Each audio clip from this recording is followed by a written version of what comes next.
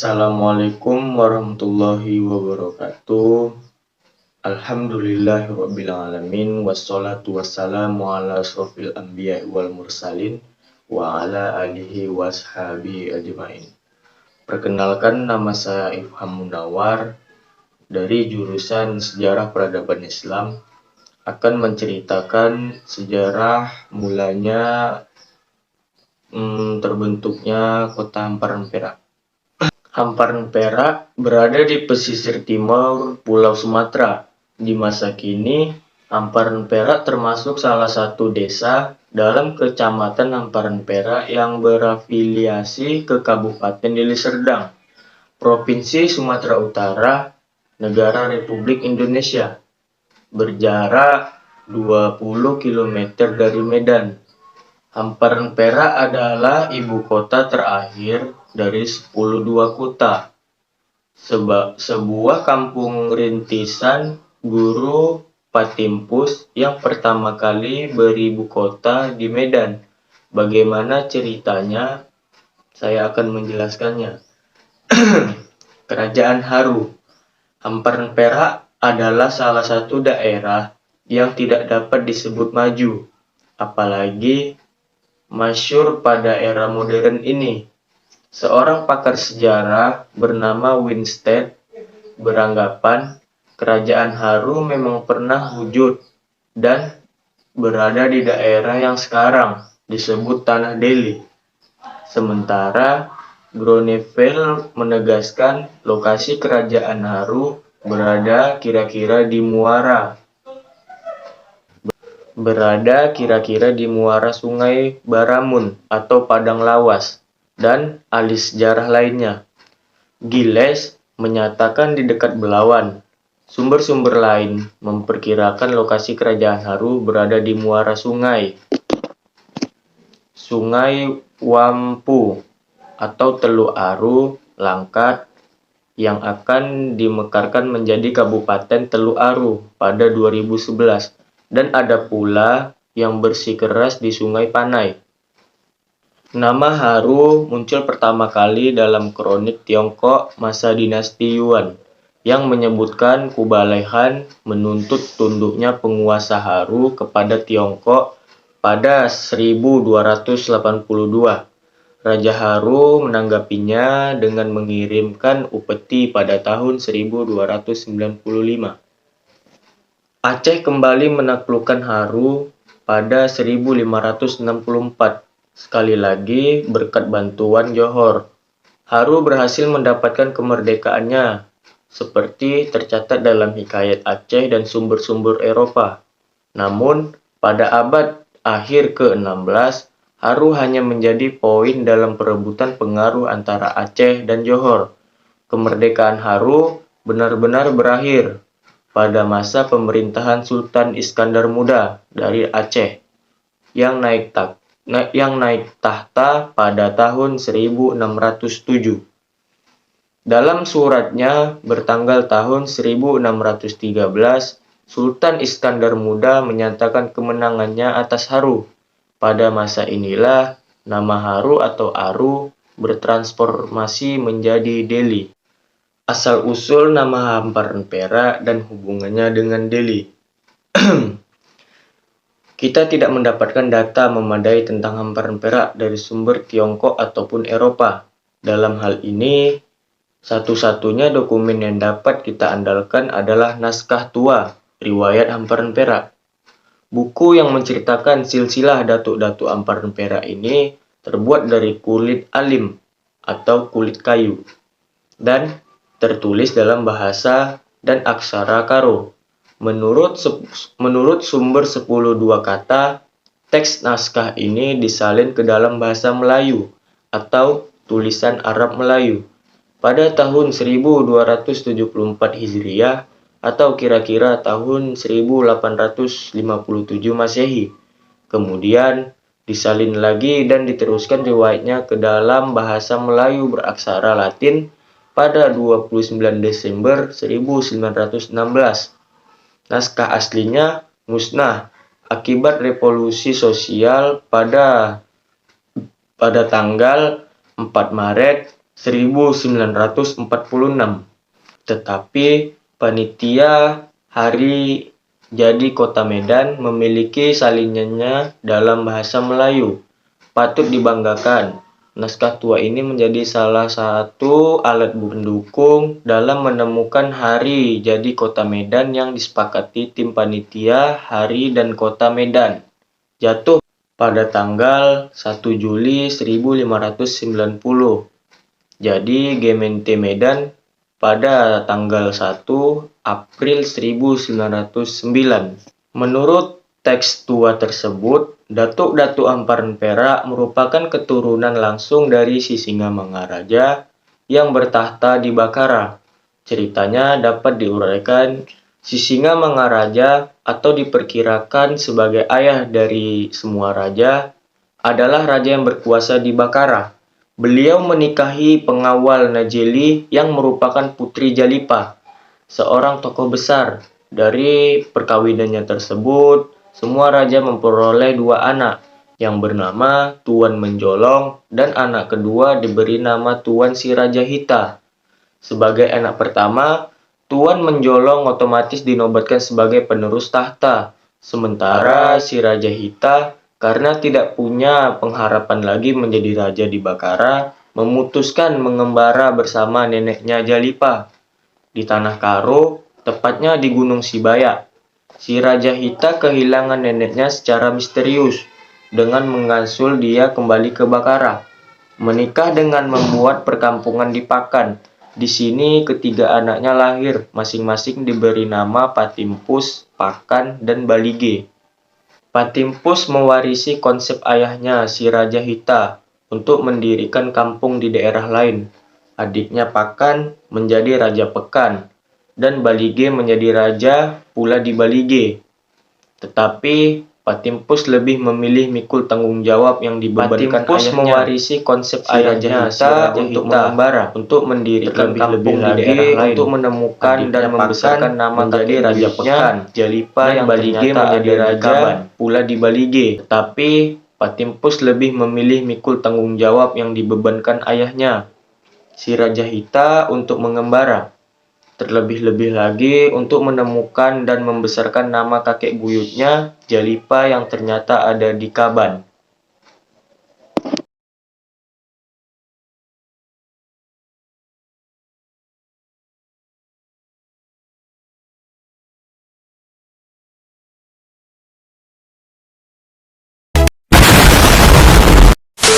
Munculnya Kerajaan Delhi. Ceritanya begini. Seorang bangsawan dari Delhi, India yang bernama Amir Muhammad Badaruddin Khan menikahi Putri Chandra Dewi, putri Sultan Samudra Pasai. Dari pernikahan ini lahirlah Muhammad Dalik, yang kemudian karena kepahlawanannya berhasil menjadi Laksamana dalam Kesultanan Aceh. Muhammad Dalik yang kemudian juga dikenal sebagai bocah pahlawan dan bergelar Laksamana Huja Bintan, atau ada pula yang menyebutnya Laksamana Kuda Bintan atau Cut Bintan. Dipercaya Sultan Aceh untuk menjadi wakil di bekas wilayah Kerajaan Haru yang berpusat di daerah Sungai Lawang Percut. Untuk memperkuat posisinya di daerah tersebut, bocah pahlawan menikahi adik Raja Urung Sunggal atau Datuk Itam Surbakti yang bernama Putri Nangbaluan Beru Surbakti sekitar tahun 1632. Datuk Sunggal merupakan salah satu dari 4 kepala suku keturunan Karo Islam. Sebagaimana kita ketahui, di pesisir timur ada 4 kesukuan besar hasil dari migrasi penduduk Karo sebagai berikut. 1. Suku Pirang. Merga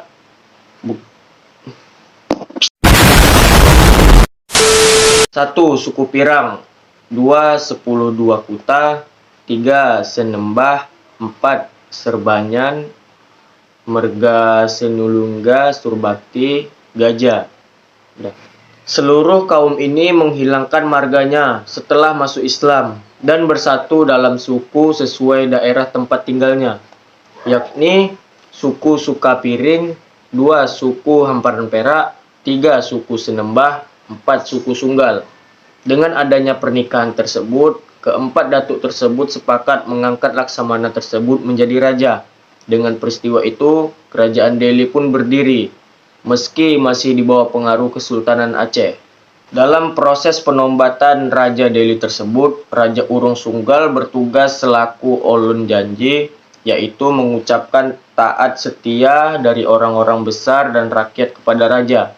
Kemudian terbentuk pula lembaga datuk berempat yang terdiri dari 4 kepala suku tadi. Sebagai bukti sejarah, nama Delhi tercantum dalam Dekhister VOC di Malaka sejak April 1641 yang dituliskan sebagai Dili, Delhi atau Dilhi. Berdasarkan cerita di atas, tidak berlebihan jika disebutkan nama Delhi berasal dari Delhi, karena pendirinya memang berasal dari sana. Setelah Gocah Pahlawan meninggal dunia pada tahun 1653, putranya Tuanku Panglima Pengruit mengambil alih kekuasaan dan pada tahun 1669 mengumumkan memisahkan kerajaannya dari Aceh. Istananya berada di Labuhan kira-kira 20 km dari Medan. Pada tahun 1720, putra mahkota Tuanku Umar diusir, sehingga menyebabkan pecahnya Delhi dan dibentuknya Kesultanan Serdang.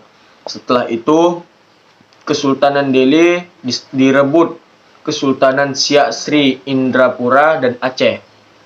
Pada tahun 1858, Tanah Delhi memiliki Belanda setelah Sultan Siak, Sarip Ismail, menyerahkan tanah kekuasaannya tersebut kepada mereka. Namun, pada tahun 1861, Kesultanan Delhi secara resmi diakui merdeka dari Siak maupun Aceh. Kesultanan Delhi menjalankan politik luar negeri yang bebas dan aktif terutama dengan Belanda untuk mengurai pengaruh kerajaan Aceh dan Siak. Masa kerajaan politik luar negeri, Kerajaan Delhi berada di tangan Kesultanan Mahmud Perkasa Alam. Pada tanggal 6 Juli 1863, seorang pemuda Belanda, Jacobus Ninhus atau beberapa wakil perusahaan dagang J.F. van Leuven and Mainz & Co tiba di Delhi. News tiba bersama Van der Valk dan Elliot. Ketiganya dipercayai oleh perusahaan yang sama. Tapi begitu melihat kondisi Delhi yang masih hutan belantara, Van der Valk dan Elliot memilih pulang ke Jawa. Di Jawa, mereka biasa menyewa lahan rakyat yang sudah digarap dan siap tanam. Bergabung dengan Republik Indonesia. Berita proklamasi kemerdekaan Republik Indonesia pada 17 Agustus 1945 telat datang di Medan. Lagi pula, di wilayah yang dimaksud Soekarno sebagai wilayah yang belum merdeka, Kesultanan Delhi, Kesultanan Langkat, Kesultanan Serdang, dan beberapa kesultanan lain di daerah Simalungun masih eksis dan berdiri kembali sebagai sebuah kerajaan yang merdeka, sebagaimana sejarah yang telah lewat. Lagi pula, para sultan pun merasa tidak perlu bergabung dengan negara baru yang digegas oleh Soekarno tersebut. Namun, Euforia rakyat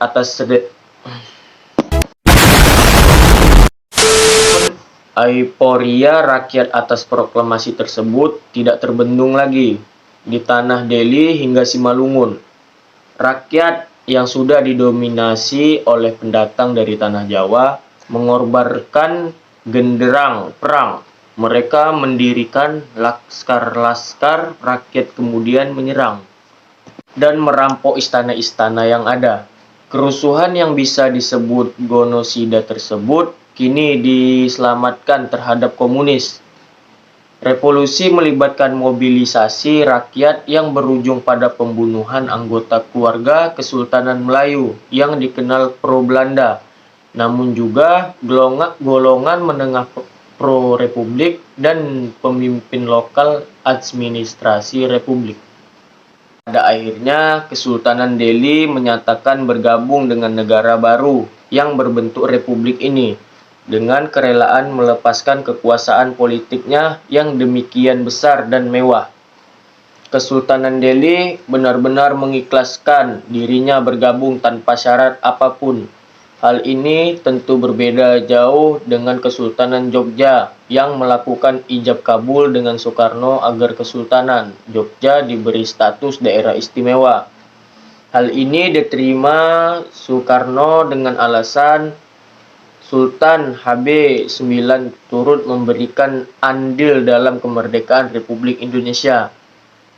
Berbeda dengan sultan-sultan lain di pesisir timur, dengan adanya status keistimewaan tersebut, Sultan Jogja masih mempunyai hegemoni politik terhadap rakyatnya sampai dengan hari ini. Dan halnya dengan hamparan Perak, pasca penyerangan 4 Maret 1946 yang turut memusnahkan dokumen asli riwayat hamparan Perak dan beberapa pusaka raja yang disikat para laskar tersebut. Daerah ini pun nyaris hilang dalam peta peradaban. Di tiap tempat yang ditemukannya Patimpus menikah dan mempunyai anak. Di setiap tempat pula dia membuat perkampungan dan merajakan anak-anaknya di kampung-kampung seperti Benara, Kuluhu, Solahan, Paropo, Batu, Liang Tanah, Tongging, Aji Jahe, Batu Karang, Purbaji, dan Durian Kerajaan.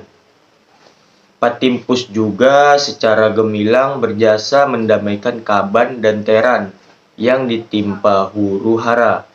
Dia juga membesarkan nama Jalipa di Kaban dan kemudian menjadi pemimpin tertinggi di dataran Karo. Setelah merajakan salah seorang anaknya di Durian Kerajaan, Patimpus kembali ke Aji Jahe. Dari situ dia mendengar kesaktian seorang ulama besar dari tanah Jawa bernama Datuk Kotabangun. Karena penasaran, Patimpus meninggalkan Aji Jahe untuk bertemu dengan sang datuk. Inilah salah satu adegan paling masyhur dalam naskah hamparan Perak. Butuh waktu 1 tahun bagi Patimpus untuk bertemu Datuk Kotabangun. Selama perjalanannya menuju Kotabangun, Patimpus banyak mendirikan kampung-kampung untuk kaumnya.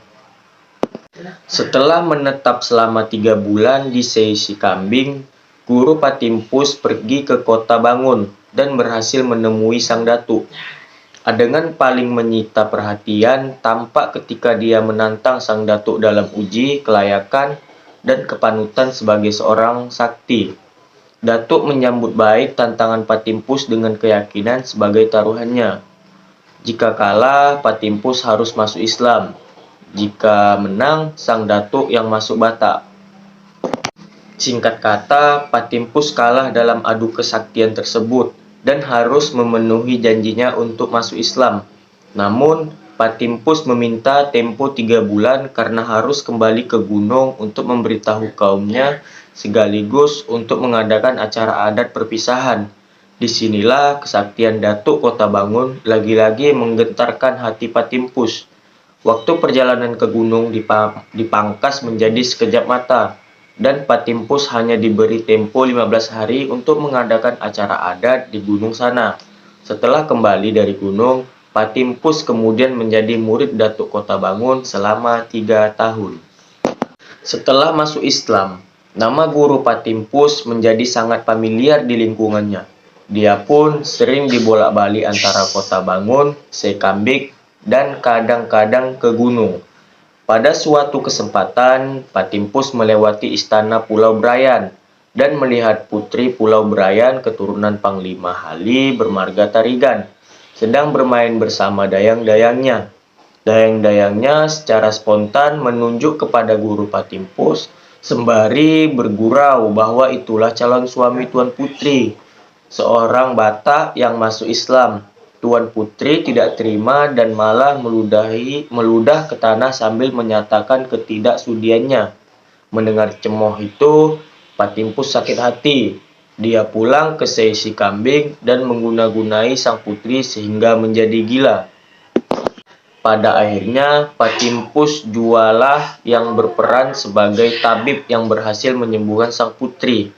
Sebagai imbalannya, sang raja menikahkan putrinya dengan guru Patimpus. Dan hasil pernikahan ini, Patimpus memperoleh seorang anak. Yang tua bernama Kolok dan yang kecil dinamai Keci. Kedua anak ini kemudian dikirim Patimpus ke Aceh untuk belajar Al-Quran. Kedua putra Patimpus sangat cepat menguasai Al-Quran, sehingga masyhurlah nama keduanya hingga sampai menjadi Kesultanan Aceh. Ketika menghadap Sultan Aceh, kedua anak Patimpus menyatakan bahwa mereka berasal dari Delhi dan ayahnya adalah penguasa di 10 Kuta. Sebuah pernyataan yang menunjukkan bahwa Patimpus berkuasa secara politik di 10 Kuta. Baik, mungkin hanya ini saja yang dapat saya sampaikan. Lebih kurang saya mohon maaf. Jika ada salah kata, saya mohon maaf. Bunga dedap di atas para, anak dusun pasang pelita. Kalau tersilap tutur bicara, jemari disusun maaf dipinta. Wassalamualaikum warahmatullahi wabarakatuh.